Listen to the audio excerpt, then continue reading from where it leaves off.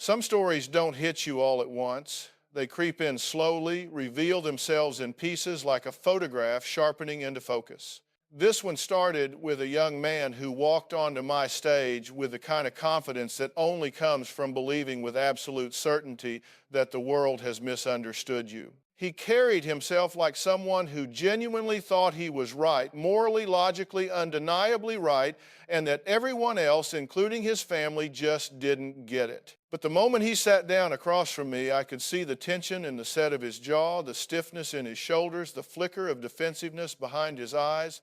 Confidence like that isn't confidence at all. It's a shield. He told my producers he wasn't the problem. He said his family exaggerated, twisted his actions, accused him of being selfish, reckless, irresponsible. He believed he was the only one thinking clearly, the only one seeing the truth. His mother, on the other hand, described him as someone who had turned their home upside down emotionally, financially, physically. She said he refused to take responsibility for anything. She said he gaslit anyone who challenged him. She said he lived in a world where accountability was optional. When he sat across from me, he gave me the same pitch. He spoke with conviction, every word delivered like he was building a case in his own defense. He said his family didn't appreciate how much he had sacrificed. He said they didn't respect his independence. He said they blamed him for problems he didn't create.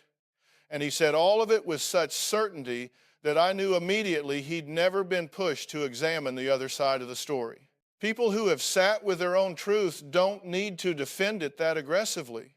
His mother looked exhausted, not angry, not dramatic, just worn down by years of confusion and emotional exhaustion. She sat with her hands folded tightly in her lap, her shoulders slumped in a way that told me she had long passed the point of trying to win.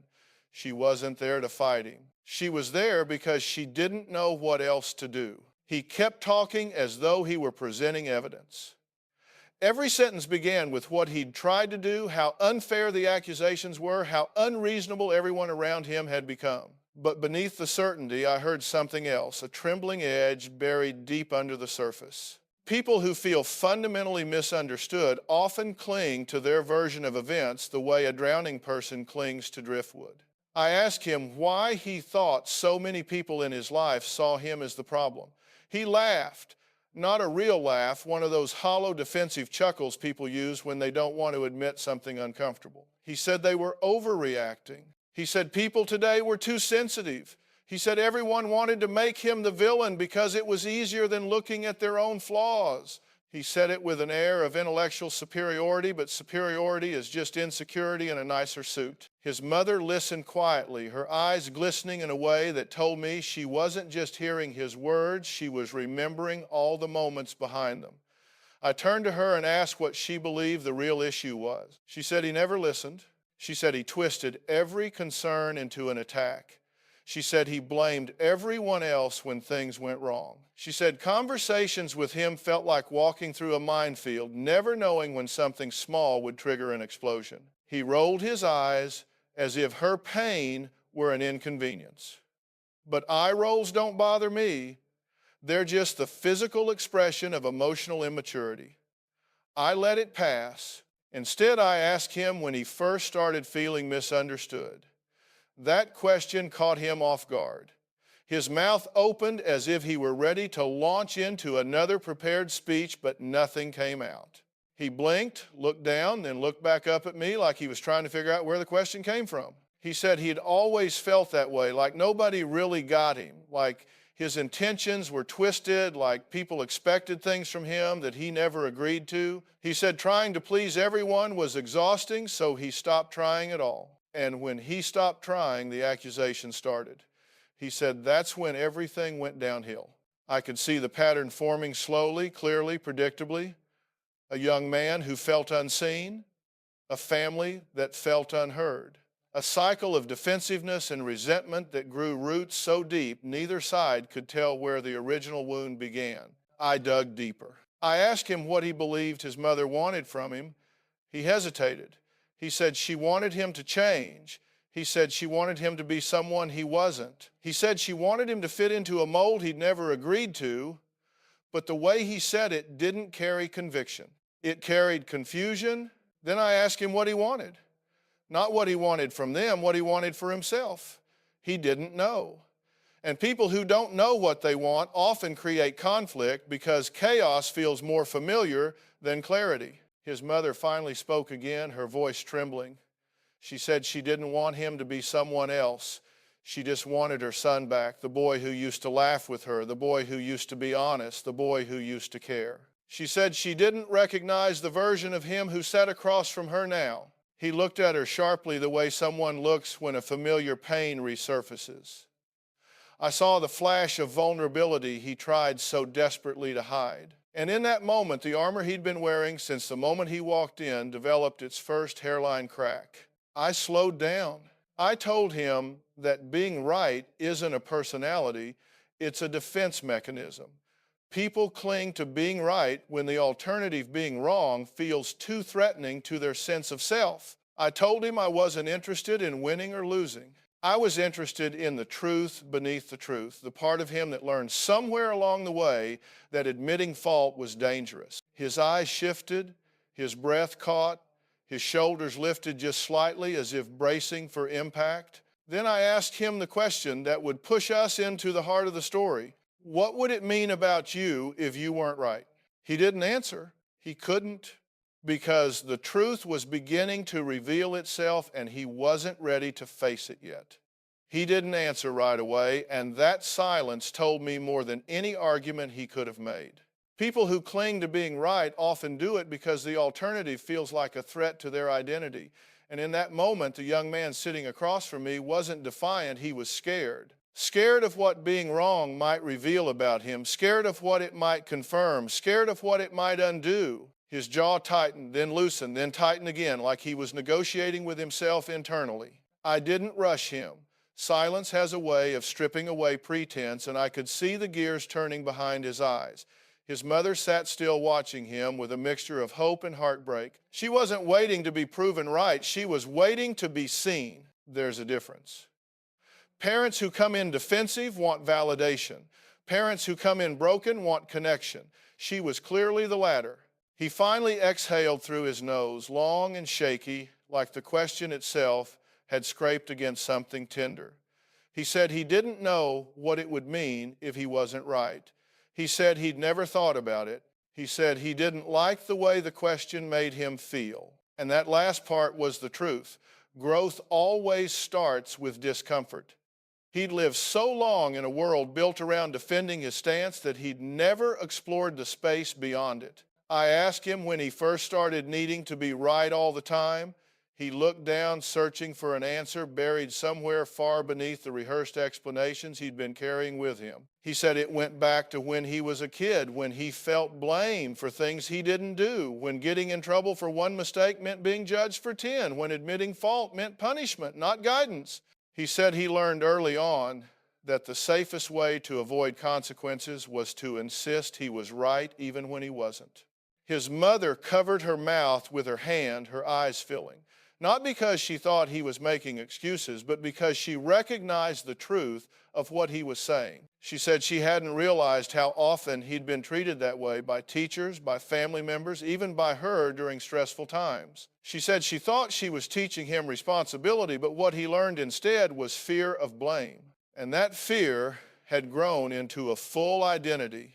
I turned to him and told him that needing to be right is often a trauma response, not a personality trait. It's a way of keeping emotional danger at bay. If he was right, then he wasn't inadequate. If he was right, then he wasn't failing. If he was right, then he wasn't disappointing the people around him. And if he was right, then no one could hurt him by pointing out his flaws. He blinked rapidly, and for the first time, his defensive posture softened. His arms, which had been crossed, protectively dropped just a little. He wasn't surrendering, he was contemplating. I asked him if he believed he was a bad person. That question hit him hard. His chest rose and he swallowed, struggling to maintain the composure he walked in with. He said he didn't think he was bad, but he thought people saw him that way. He said, when everyone expects you to mess up, eventually you feel like you have to fight the world just to break even. That's the tragedy of defensiveness. It masquerades as aggression, but underneath it is always a wound. His mother shook her head slowly, tears streaming now. She said she never thought he was a bad person. She said she thought he was lost. And sometimes loss gets misinterpreted as difficult. He turned his head slightly the way someone does when they're hearing a truth they weren't prepared for. I asked him why he pushed her away so aggressively. He hesitated, then said it was because the closer she got, the more he felt like she could see the parts of him he didn't like. He said distance felt safer even though it left him lonelier. That's the paradox of emotional avoidance. People run from connection while desperately craving it. I pressed gently. I asked him to describe the moment things truly began to fall apart. He said it started when he moved back home after losing a job he'd convinced everyone he was thriving in. He said he felt like a failure. He didn't want to face the disappointment he expected from his family, so he doubled down on defensiveness. He minimized, he denied, he blamed circumstances, co-workers, his boss, anyone but himself. And once he started spinning that narrative, he didn't know how to stop. His mother whispered that she thought he moved home because he wanted help. He said he moved home because he felt like he had nowhere else to go. And the shame he carried from that made him lash out at the very people offering him support. That's when the real emotional picture came into view. He wasn't arrogant, he was ashamed. He wasn't entitled, he was insecure. He wasn't stubborn, he was scared of being seen as weak. And the only tool he had to protect himself was certainty. Certainty in his innocence. Certainty in his correctness. Certainty in the idea that the world was wrong about him. I leaned in. I told him, certainty is often the enemy of growth. Certainty leaves no room for self-reflection, no room for accountability, no room for adjustment. And I asked him if he was willing to consider that there might be another version of the story, one where he wasn't the villain, but he also wasn't entirely the victim he believed himself to be. He didn't answer immediately, but he didn't shut down either. He stared at the floor, breathing through the discomfort of being challenged without being attacked. That's the difference between confrontation and shaming. Confrontation invites truth. Shaming shuts truth down. Finally, he looked up at me, eyes glassy, voice quieter than before, and he said he didn't know how to look at himself that critically without falling apart. That was the crack we needed, because people only fall apart when the version of themselves they've been clinging to can't hold their truth anymore, and that's when real change begins. When he said he didn't know how to look at himself critically without falling apart, something shifted in the room. His voice wasn't combative anymore. It wasn't coated in certainty or sharpened with defensiveness. It carried the weight of someone who'd finally stopped running, someone who'd been holding himself together with brittle glue for so long that the idea of honest self-examination felt like a threat, not a tool. And that's when I knew we were getting close to the real emotional core of his story. I told him falling apart isn't a failure.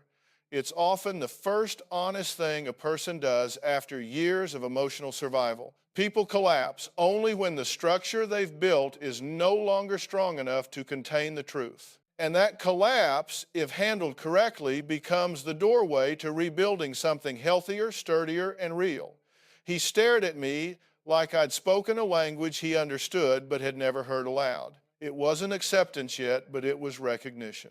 His mother said quietly that she always tried to help him, but he pushed her away every time. He closed his eyes at that, not in dismissal, but in regret. A different kind of tension moved across his face, one that comes when someone starts seeing the collateral damage of their own coping mechanisms. He said he pushed her away because he didn't want her to see how badly he was slipping. He said he thought if he kept the distance, she wouldn't feel the weight of his failures. But distance never protects a relationship, it only widens the wound. I asked him why failure scared him so deeply. He looked down again, tapping a nervous rhythm on the arm of his chair. He said failure made him feel small, invisible, exposed. He said he had spent his whole life trying to be the person people expected him to be, capable, independent, unshakable, and when he fell short of that image, he didn't know how to cope. Pretending he was right was easier than admitting he felt completely lost. His mother inhaled sharply like she'd been waiting years to hear the truth behind the behavior. I could tell she wasn't angry anymore. She felt relief, and finally understanding the son she no longer recognized. Emotional clarity has a way of softening even the most hardened resentment. I turned back to him and asked when he first started believing that being wrong made him unworthy. He paused for a long time, the kind of pause where you can see someone scrolling through memories they've avoided. He said he was always the kid who got compared to cousins or classmates, always the kid expected to know better, do better, be better. He said mistakes never felt temporary, they felt like evidence. Evidence that he wasn't enough. Evidence that he was failing some invisible test. Evidence that he didn't measure up. He said the expectation to always perform became exhausting, and exhaustion turned into resentment, and resentment turned into detachment. And detachment eventually turned into the version of himself he'd been living as defensive, dismissive, convinced he was right because questioning himself felt like stepping off a cliff. I told him that part of growing up is learning that your worth isn't tied to your performance. He looked skeptical. Skepticism is what happens when someone has lived too long under the weight of a belief that shaped their whole identity. I said, worth is inherent, not earned. And a life built on the need to be right is a life built on fear, not confidence. His mother finally spoke again, voice cracking, saying she didn't want perfection, she wanted honesty. She said she would have accepted his failures, his struggles, his confusion if he'd just let her in. He didn't look at her at first. Shame has a way of pulling the eyes downward like gravity intensifies around the truth. When he finally did look up, his expression softened. I could see a different kind of crack forming, not the collapse of defensiveness, but the emergence of vulnerability. I asked him what he would say to her if he didn't feel the need to defend himself. He stared at her for several seconds, jaw working, throat tightening, fighting every instinct he had to retreat behind certainty. And then he said he was tired. Tired of pretending he was fine. Tired of acting like he had it all figured out. Tired of fighting people who were trying to help him. And most of all, tired of carrying the fear of disappointing her. She broke at that covering, her mouth, tears spilling freely. Not because she was hurt, but because she heard the voice of the boy she raised, the boy she thought she had lost. He reached up and wiped a tear from his face quickly like he didn't want anyone to see it. I told him tears are not weakness. They're honesty with momentum. Then came the confrontation we had been building toward. I asked him if he truly believed he was right about everything he'd defended so fiercely. He didn't answer immediately. You could see the war inside him, habit against truth, ego against vulnerability, fear against freedom. Finally, he shook his head slowly, not dramatically, just one honest, quiet motion that carried the weight of years. He said he wasn't right, not about everything, not even about most of it. He said he'd convinced himself he was right because the alternative felt unbearable. Admitting he was wrong meant admitting he needed help. And admitting he needed help meant accepting he wasn't the version of himself he was trying so hard to project. His mother reached for his hand, and this time he didn't pull away, he didn't stiffen, he didn't withdraw. He let her hold it, really hold it. And that connection, that moment of non-defensive acceptance told me the breakthrough had finally arrived. He said he wanted to change, not because the world demanded it, but because he was exhausted from living in a story that no longer fit him. He said he didn't want to be the source of conflict anymore. He wanted peace, he wanted clarity, he wanted to stop fighting, and for the first time since he walked onto that stage, his voice didn't shake with denial. It shook with truth. We were finally ready to move toward the outcome, not the fantasy of sudden transformation, but the grounded reality of what comes after a person decides for the first time in a long time to meet themselves honestly. When someone finally says, I want to change, it's rarely a triumphant declaration. It's usually whispered through exhaustion, through the cracks of a self-image that's been breaking for years. That's exactly how he said it. Quiet, trembling, almost afraid of the weight those words carried. And in that moment, I knew we'd reached the point where the story needed to shift from confrontation to clarity. The hard truth had surfaced. Now came the part where we had to make sense of it. I leaned back slightly, giving him room to breathe. People don't need pressure in moments like these. What they need is space. Space to feel the consequences of their honesty.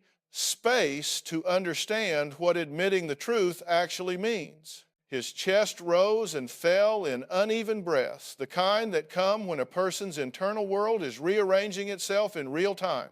His mother kept hold of his hand, her thumb brushing over his knuckles in small, instinctive circles, not controlling, not demanding, connecting.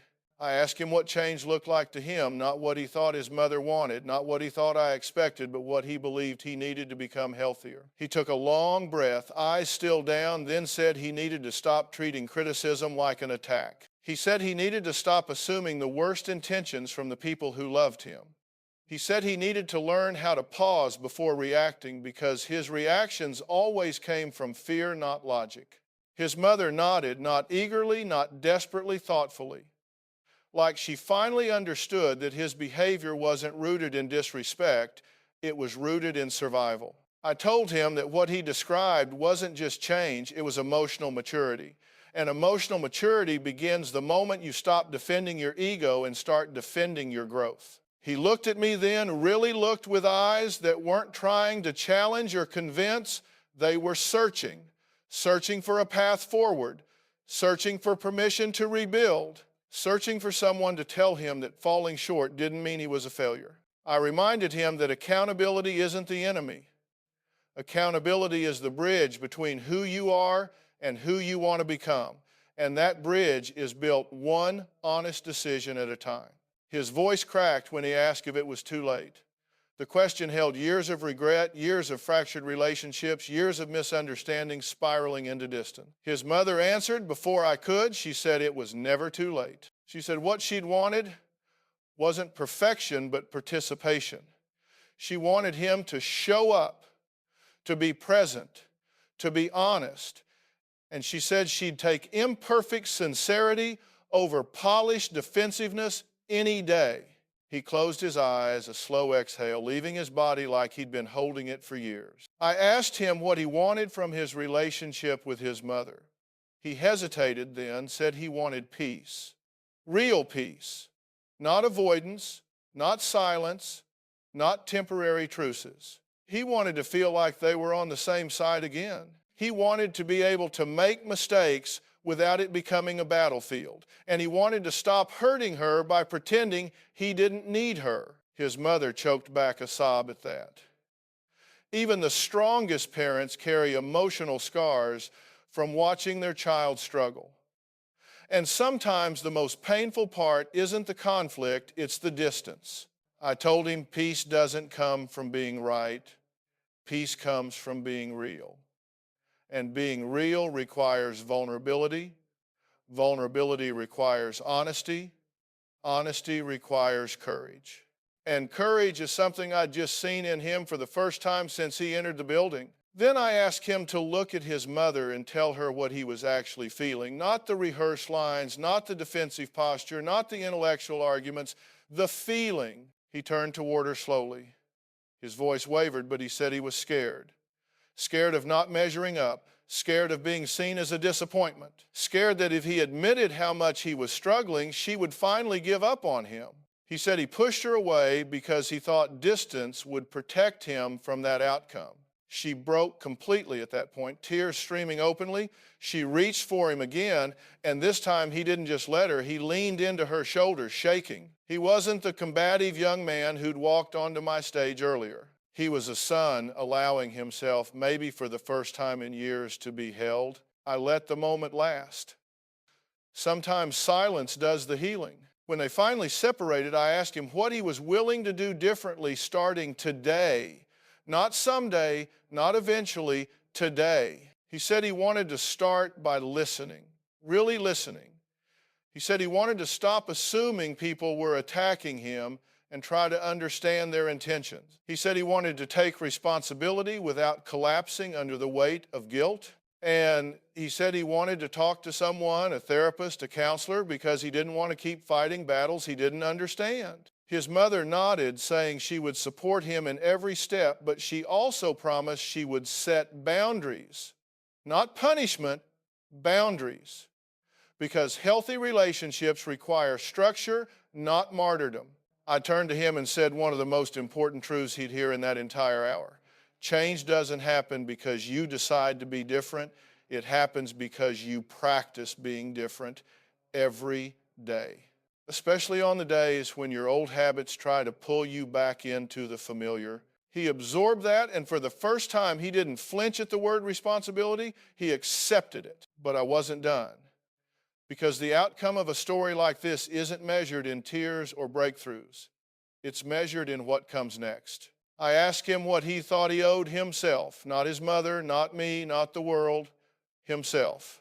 He paused, looking down, then up, then somewhere inward. He said he owed himself honesty.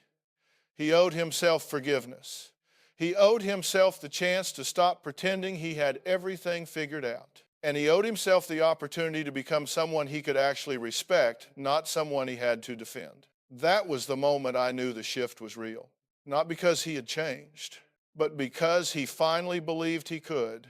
His mother reached for his hand again, holding it gently, and he didn't let go. As they sat together, side by side, breathing the same calm air for the first time in years, I told them both that healing isn't a destination, it's a direction. And for the first time in a long time, they were facing the same way. He walked off that stage differently than he walked in, not taller, not prouder, but lighter. Like a man who finally put down a burden he never should have been carrying alone. That's the power of understanding. And that's where real change begins. When he stood up to leave the stage, I watched his posture, not the confident facade he walked in with, but the vulnerable, steady stance he carried now. It wasn't the posture of someone who believed he had won an argument. It was the posture of someone who had finally stopped fighting himself. But before he walked too far into that fragile new awareness, I asked him to sit back down for just a moment longer. Because breakthroughs are powerful, but what a person understands in the safety of a studio doesn't mean anything unless they know how to apply it in the chaos of real life. He sat back down quietly. His mother followed her hand, resting lightly on his back. It wasn't possessive. It wasn't clingy. It was a grounding gesture, one that let him know he wasn't facing this next chapter alone. I could see in her eyes a mixture of relief and apprehension, the look of a parent who has hope again but is scared to trust it. That's the emotional tightrope many parents walk, wanting desperately to believe in change while also remembering the pain of past disappointments. I told him that change isn't about flipping a switch. It's about building a set of habits that align with the person he wants to become. And the first habit he needed to build was pausing, not reacting, not defending, not explaining, just pausing long enough to ask himself one simple question: what am I afraid of right now? Because fear not, anger, not entitlement, not ego, had been running his life, and fear will keep you trapped until you call it by its name. He nodded quietly, absorbing the idea the way someone absorbs a truth that has been tapping on the door for years. I told him that most destructive behaviors stem from fear. Fear of not being enough, fear of being rejected, fear of losing control, fear of being exposed. I reminded him that every time he insisted he was right, what he was really doing was building a fortress around his insecurity. And fortresses don't protect relationships, they isolate them. His mother reached for his hand again, and he let her. There was no stiffness this time, no hesitation, no need to pull away to maintain a performance. He looked at her with eyes that were finally clear, clear in the sense that he was seeing her not as an enemy, but as someone who had been trying to reach him through the fog of his defensiveness. I asked her what she needed from him moving forward. She said she needed honesty, patience, and a willingness to try. Not perfection, not overnight transformation, just willingness. He listened, nodding, not in performative agreement, but in genuine acknowledgement. He wasn't defending, debating, or dismissing. He was present. I then asked him what he needed from her. This is where I saw him hesitate, not out of fear of conflict, but out of unfamiliarity with expressing his need. He had spent so long protecting himself with certainty that vulnerability felt like stepping on unfamiliar ground. But he took a breath and said he needed space to figure things out without being treated like a lost cause. He said he needed compassion for the moments he stumbled, and he needed reassurance that he didn't have to have all the answers immediately. His mother's face softened into something I hadn't seen before, understanding without guilt, acceptance without enabling. She said she could meet him there, and she meant it. I told them both that relationships don't heal because one person changes. They heal because two people decide to show up differently. His change needed her patience needed his consistency. And consistency is not built through dramatic promises, it's built through quiet, repeated choices. I then turned to him and asked if he understood the responsibility he was taking on by admitting he wanted to change. He said yes, but I didn't let him off with one word. I asked what responsibility meant to him personally. He took his time thinking it through instead of responding reflexively. Then he said responsibility meant owning his reactions, being aware of how his words affected others, and acknowledging when he was wrong without letting it destroy him. That's the mark of emotional growth, when someone can hold their imperfections without collapsing under them. I looked at him and said the most important thing he would hear from me that day: you don't become a better man by being right.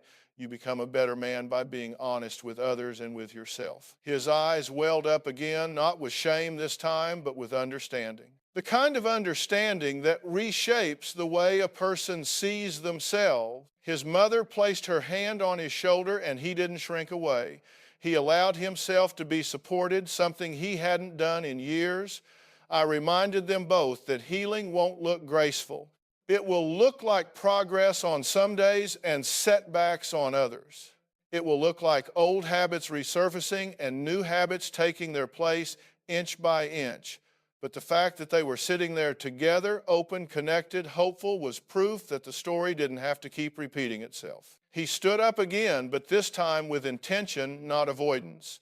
His mother rose beside him. As they walked toward the edge of the stage, I watched the young man reach out first, his hand gently touching his mother's back in a gesture of reassurance. That small moment carried the weight of 1,000 arguments they'd never resolved. It was his way of saying, I'm trying. Stay with me. And she did. When they reached the exit, he turned back to me with an expression I'll never forget. Not pride, not humiliation, but humility. The kind of humility that opens the door for a person to rewrite the story of their life. I told him one final thing before he walked out. Being wrong isn't the end of the world, it's the beginning of understanding it. He nodded once deeply and left the stage with his mother beside him, two people walking in the same direction for the first time in a very long time. And as I watched them leave, I knew he wasn't walking away from the truth anymore, he was walking toward it.